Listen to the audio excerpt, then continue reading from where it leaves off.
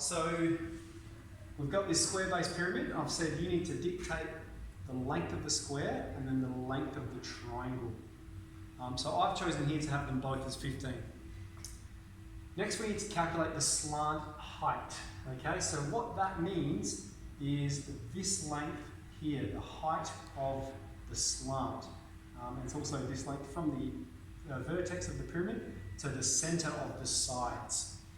And so if I were to draw one of the sides of the pyramid, now we've got these equilateral triangles. We've got 15 centimeters for the triangle and 15 centimeters for the base. It means half of it is going to be 7.5, all right? And I'm trying to find this distance from the apex to the center of one of the sides, okay? From the top there to the center, that's the slant height.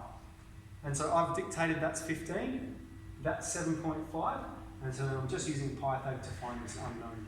We've got 12.99, we'll round that up to 13 when we're chopping it. Okay, next I've got the inside diagonal. And so what that is that's from the corner going into the center of the pyramid. So I've just drawn a base. That's what it looks like from the top. And the inside diagonal is the distance from this corner to this corner.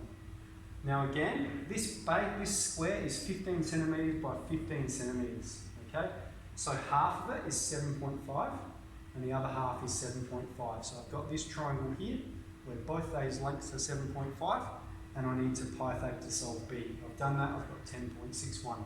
The distance from there to the center, 10.61 centimeters. Okay, lastly we've got the vertical height.